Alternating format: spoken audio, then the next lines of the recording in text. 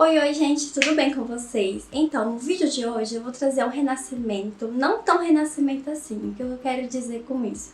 É porque os bebês feios da história da arte que eu vou trazer hoje aqui, alguns deles foram feitos por pintores renascentistas.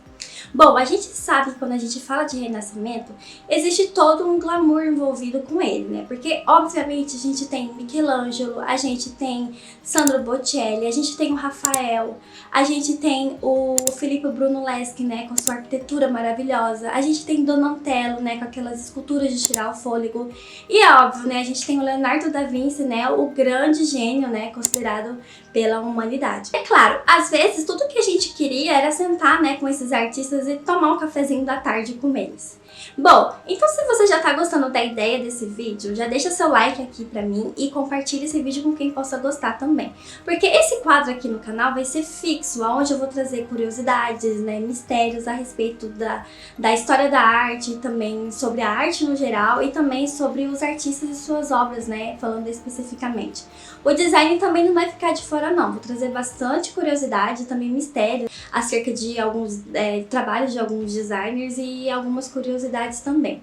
Então, se você já gostou desse assunto, já ativa as notificações aqui do canal, né, pra você não perder nenhum vídeo que vem por aí. Bom, no entanto, é meio limitante a gente imaginar que os valores da Renascença estavam espalhados por toda a parte. Porque se a gente for pensar, não era todos os artistas que estavam à procura desse realismo ou então dessa composição perfeita, né, que a gente pode observar ali nas obras do Leonardo da Vinci, do Michelangelo, né, nas esculturas de Donatello. Realmente não era todos os artistas que estavam à procura disso. É muito fácil imaginar isso, é só a gente imaginar hoje e a gente imaginar, sei lá, uma pessoa ir lá em 2200 e imaginar que aqui todo mundo usava tênis vermelho. Era uma tendência entre a gente, então aqui na nossa época eles vão imaginar, não, naquela época todo mundo usava tênis vermelho. E pensar no Renascimento é a mesma coisa. Nem todo mundo estava procurando por essa realidade presente ali nas obras, sei lá, do Leonardo da Vinci, ou então na obra do Michelangelo, ou então a perfeição do Donatello. Não eram todos os artistas que estavam em busca disso.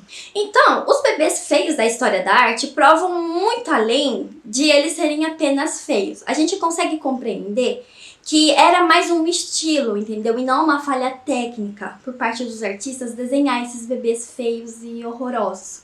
Provando também que no Renascimento existem alguns buracos. Então a gente pode imaginar em 1520, por exemplo, que você vai sim ver talvez uma pintura de um bebê feio.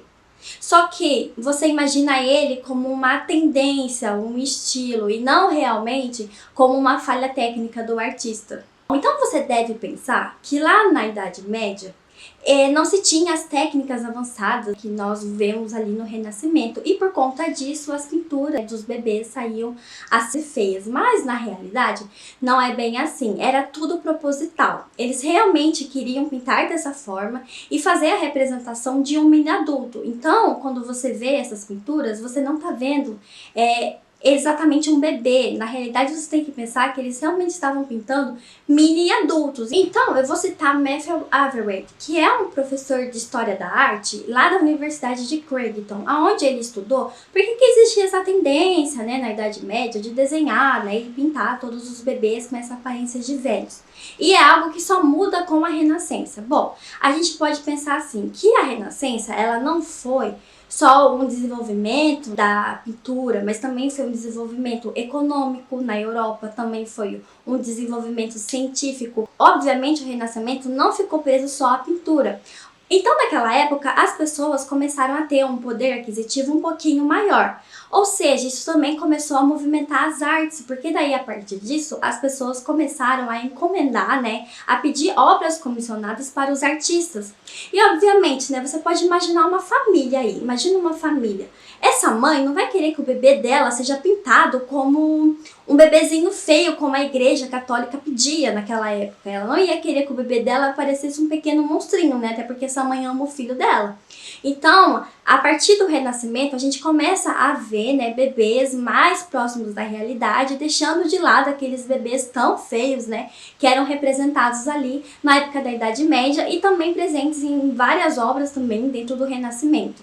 Porque, como eu disse, o renascimento não é algo fixo, não foi todo mundo que aderiu. E principalmente porque os bebês eram uma tendência, era um estilo. Então, muitos artistas, mesmo no renascimento, continuaram pintando os bebês ali com aquela estética feinha. Bom, e o Mathel explica pra gente que lá na Idade Média, a igreja, né, tinha domínio sobre todas as práticas artísticas. A pintura não ficava de fora. E naquela época, a igreja foi responsável por fazer o maior número de encomendas de retratos de bebês e crianças. Só que é bom a gente ter em mente que não era qualquer bebê que a igreja queria que tivesse aquela aparência de velhinho, não. Era especificamente o bebê Jesus. Ou outras crianças bíblicas, né? Não ficava somente preso ali a Jesus. Outra figura que estivesse na Bíblia e que fosse uma criança, eles iam querer sim com essas características, né, mais velhas. E os artistas medievais escreveram essa trend como homúnculo, que significa literalmente homem pequeno. Ou então, de acordo com as suas crenças, é um ser que nasce completamente formado e inalterado, que literalmente é Jesus na concepção deles. Então, para eles, Jesus não tinha todas aquelas fases de crescimento, ele já nascia como um homem adulto. Então, quando você observa essas obras, você deve enxergar realmente um homem adulto e não um bebê, porque a ideia deles não era em nenhum momento representar um bebê, e sim um mini adulto. É basicamente você pegar uma criança, o formato de uma criança, né, e pegar um adulto e comprimir e colocar ali no colo de Maria, porque para eles ia ficar muito estranho desenhar Maria com um homem adulto, né, Maria segurando um homem adulto. Então para eles foi muito mais viável criar essa ideia de diminuir o homem e colocar ele pequenininho ali no colo dela, porque daí, né, ia ter mais essa aparência como se fosse um bebê. Mas na realidade, quando a gente olha essas pinturas, a gente não tá olhando um bebê na realidade, a gente tá vendo realmente um mini adulto. Então, filósofos e teólogos daquela época realmente diziam que Jesus Cristo havia nascido 100% formado e inalterado. Bom, e olha, essa ideia ficou propagada por toda a Europa e durante a Idade Média por muito tempo, porque demorou muito para eles largarem essa tendência. E quando a gente pensa nessa tendência, a gente não tá falando, igual eu disse antes, de uma falha técnica. A gente está realmente falando de uma questão completamente proposital. E para eles era muito mais interessante essa falta de realismo. Os artistas daquela época não estavam preocupados com o realismo, então é muito diferente da Renascença, porque na Renascença a gente tem essa busca pelo real, a gente tem essa busca pela beleza, coisa que lá na Idade Média eles estavam nem aí. A ideia deles mesmo era desenhar esses pequenos homens homúnculos e simplesmente fazer o deles, entendeu? Eles não estavam ligando para a arte do realismo. O que eu acho muito interessante, porque eu sou uma pessoa que se interessa bem pouco por realismo. Na verdade, eu me interesso por realismo aqui na época do Renascimento, porque eu acho maravilhoso, mas depois eu vou largando um pouco disso e vou para uma coisa mais estilizada, pelo menos pro meu gosto. Então, quando estamos falando desses artistas, a gente está falando de uma ideia muito mais ali expressionista do que do realismo. Então, eles tinham real, zero interesse de estar ali buscando um realismo, gente. E o que eu acho maravilhoso, porque graças a isso a história da arte, né, foi movimentada com esses serzinhos aí bem horrorosos e feios e interessantes, porque a arte é muito interessante, gente. Hoje a gente tem até Instagram, que é dedicado a ficar postando os bebês feios renascentistas ou os bebês, né, no geral da história da arte, o que eu acho maravilhoso, porque realmente pra mim é um entretenimento. E agora eu vou fazer um top 10, né, com os bebês mais feios da história da arte. E os critérios foram que eu escolhi os mais feios. Na verdade é só pra vocês se divertirem aí vendo bebês feios ainda do renascentistas e da história da arte no geral, porque estão todos misturados, não são só bebês renascentistas, também tem bebês ali da Idade Média, tá tudo misturadão. Mas aí eu escolhi os 10 piores. Vamos lá, né? Em 10º lugar ficou o bebê do Andrea Mantegna. Por que ele ficou em 10º lugar? Porque é daí que eu gosto das expressões dele, sabe? O bebê, eu gosto da expressão dele e perto dos que a gente vai vendo, e tipo, perto do primeiro, eles nem é o pior. Eu acho um bebê bem, até que se expressa bem, sabe? E é por isso que ele ficou em 10º lugar. E o que eu gosto também do pintor, o Andrea Mantegna, é que ele foi muito gente como a gente, mais ou menos, né? É porque assim, com 11 anos de idade, ele começou a trabalhar no ateliê como um pupilo, né? E ele era o pupilo favorito do Francisco Squarcione, um pintor lá de Pádua, na realidade. E aí ele trabalhou lá dos 11 anos até os 17, foi muito tempo. Só que o pobre, né, Andrea Mantegna, não recebeu o dinheiro dele por todas as obras comissionadas que ele fez. Então, assim, ele levou um golpe. E é por isso, coitado, que eu deixei ele em 10º lugar. Porque além de ter sofrido um golpe, a gente vai julgar o bebê dele? Não, coitado, ele já sofreu demais nessa vida. Então é por isso, né, que eu decidi, por unanimidade comigo mesma, que ele ia ficar em 10º lugar. E aí agora nós temos em 9º lugar, né, a obra Virgem e a Criança. Infelizmente eu não sei pronunciar o nome desse artista, então vou deixar apenas escrito o nome dele. E, bom, esse aqui podia ser facilmente também no 1º lugar, só que eu deixei reservado para um outro bebê. Mas as proporções aqui, né, gente, a proporção da mãe, a proporção do bebê, parece que o peito dela tá perto do pescoço e, enfim, tem uma confusão aqui de perspectiva, né, e proporção gigantesca nesse quadro. Mas por motivos, assim, de leveza e perto do que a gente vai ver ainda, esse aqui merece apenas o 9º lugar. Mas eu acho isso aqui ótimo, eu adoro também essa pintura, porque a mãe tem um cabeção e me lembra aquela pintura do Naruto do Sasuke, sabe? Pintura não, né, um desenho do Sasuke, eu adoro, vou por aí, em algum momento. Bom, em 8º lugar, a gente tem essa obra de arte bem peculiar. Eu não vou comentar muito sobre ela, não, até porque não precisa. Eu vou deixar aí para o pensamento de vocês mesmos, né, ao ver essa linda obra de arte que eu adoro e por isso eu coloquei aqui, porque é muito específica, né? A gente consegue perceber que tem muita coisa acontecendo, né? Tem algumas coisas que a gente não precisa nem comentar, que estão acontecendo ali. Então, né, vou deixar aí para a imaginação de vocês. Em 7º lugar, a gente tem a Virgem e o Menino, cercadas por 8 anjos, lá de Marco Zoppo. E assim, eu adoro essa obra porque ela é meio que uma coletânea, né, de bebezinhos feios. Tem em cima, tem embaixo, tem em todo lugar. Eu acho perfeito.